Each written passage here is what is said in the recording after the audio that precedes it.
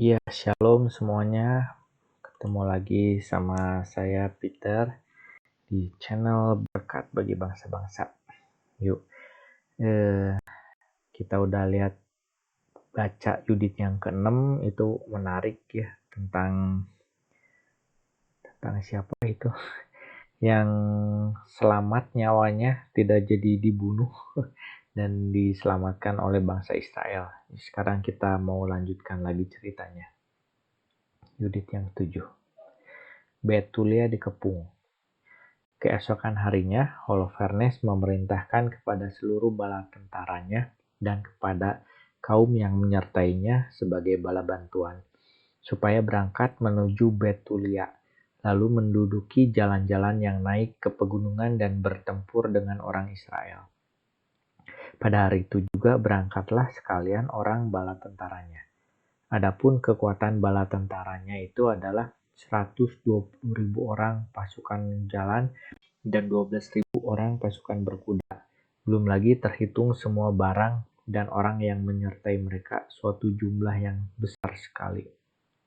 Bersaranglah mereka di lembah di dekat Betulia pada sumber itu. Mereka melebar dari dekat Dotaim sampai Belbaim dan memanjang dari Betulia sampai Kuamon yang letaknya berhadapan dengan Esdrelon. Melihat jumlah orang itu, orang Israel sangat terperanjat. Lalu berkatalah mereka satu sama lain, "Kini mereka akan menjilat seluruh permukaan negeri ini, dan baik gunung-gunung yang tinggi maupun jurang-jurang dan bukit-bukit tidak akan dapat menanggung beban mereka."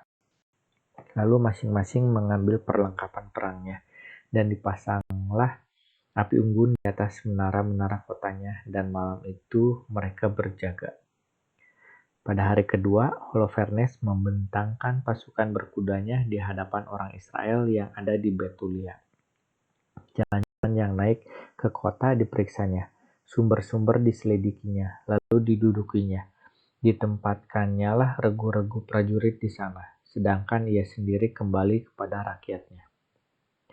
Maka datanglah para pemuka Bani Esau dan semua penguasa bangsa Moab dan para panglima dari daerah pantai menghadap Holofernes dan berkata kepadanya, "Sudilah junjungan mendengar perkataan ini, agar jangan terjadi bencana menimpa bala tentara tuanku.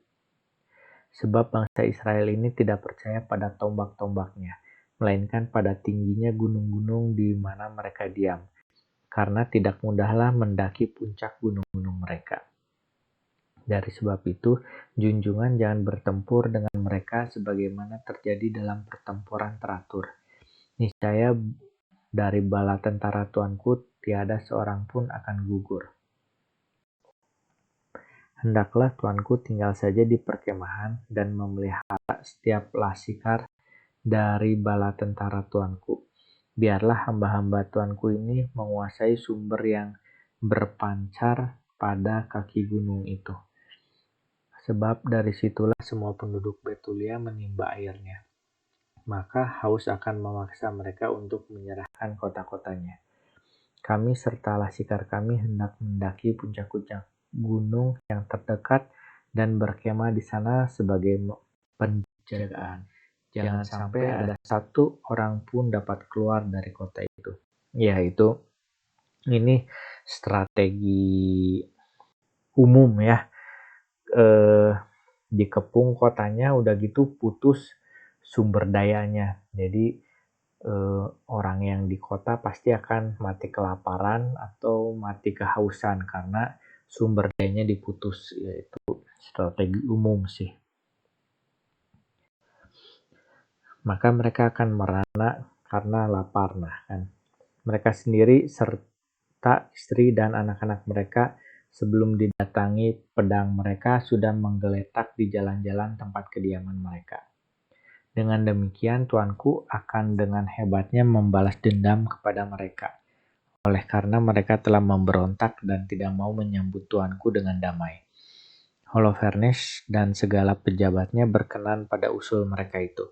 Maka diperintahkannya untuk berbuat sebagaimana telah dikatakan mereka. Lalu sepasukan Bani Amun berangkat dan bersama dengan mereka juga 5.000 orang Asyur. Berkemahlah mereka di lembah dan didudukinya perairan serta sumber-sumber orang Israel. Bani Esau dan Bani Amon lainnya mendaki pegunungan dan berkemah di situ berhadapan dengan kota Dotaim. Dari kalangan mereka dikirimkanlah sejumlah orang ke selatan dan ke timur ke tempat yang berhadapan dengan Egrebel di dekat Husa yang terletak di tepi anak sungai Mokmur. Pasukan orang-orang Asyur lainnya berkemah di dataran dan seluruh permukaan negeri mereka tutupi.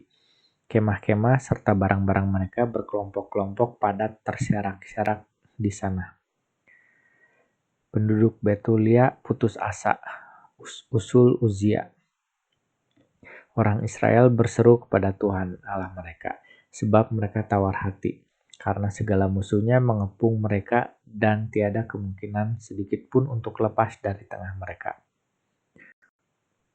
34 hari lamanya seluruh tentara Asyur, yakni pasukan jalan, kereta-kereta perang, dan pasukan berkuda tinggal di sekeliling mereka. Maka semua tempayan penduduk Betulia kehabisan air. Dan sumur-sumur air pun menjadi kosong pula.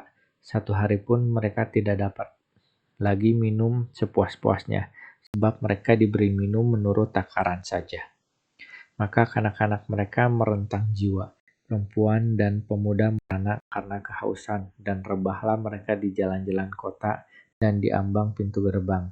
Tiada lagi tenaga pada mereka. Maka berkumpullah seluruh rakyat, baik pemuda maupun perempuan serta anak-anak, menghadap Uzia dan para pemimpin kota. Dengan suara nyaring berserulah mereka dan berkata di hadapan kaum tua-tua, "Moga-moga Allah menghakim antara kamu dan kami ini, bahwasanya kamu telah mendatangkan malapetaka besar atas diri kami karena tidak mau berunding tentang perdamaian dengan orang Asyur.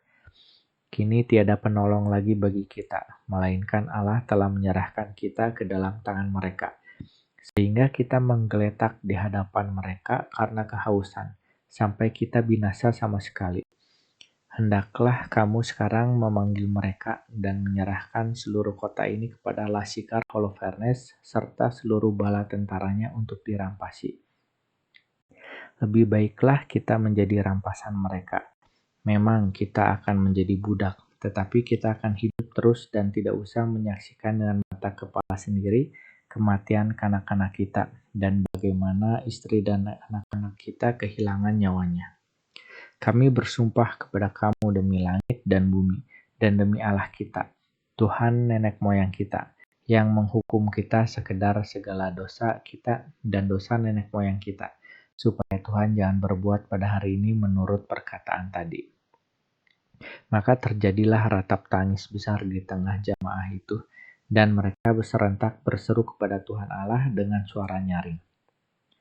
Lalu berkatalah Uzia kepada mereka, "Tetapkan hati, saudara-saudara, hendaknya kita tahan 5 hari lagi. Dalam waktu itu Tuhan Allah kita kiranya akan mengarahkan kasih-Nya kepada kita. Niscaya kita tidak Ia tinggalkan untuk selama-lamanya. Jika hari-hari itu berlalu dengan tidak ada pertolongan datang, maka aku hendak berbuat sebagaimana telah saudara-saudara katakan." Kemudian himpunan rakyat dibubarkannya dan masing-masing pergi ke tempatnya serta naik ke atas tembok dan menara-menara kota. Sedangkan perempuan dan anak-anak disuruhnya pulang ke rumah di kota mereka sekalian dalam keadaan yang amat merana. Ya, di sini diceritakan kesengsaraan Israel karena sumber dayanya diputus ya sama pasukan Holofernes. Dan di sini ada Nabi Uzia ya. Justru bukan Yudit ya, tapi Nabi Uzia yang ada. Nah, Yuditnya masih belum ketahuan siapa ini Yuditnya gitu. Ya, semakin menarik ceritanya. Kita tunggu lagi, katanya kan 5 hari lagi. Coba tahan dulu 5 hari lagi aja katanya kan. Ini udah sebulan lebih ya mereka kelaparan, kehausan. Tunggu 5 hari lagi. Mudah-mudahan mereka kuat. Dan kita akan lihat apa yang terjadi 5 hari lagi. Apakah ada pertolongan atau tidak ada pertolongan dan mereka menyerahkan diri kepada Holofernes, kepada Nebukadnezar. Kita tunggu ya, kita baca lagi besoknya. Oke, terima kasih teman-teman semua. Tuhan Yesus memberkati.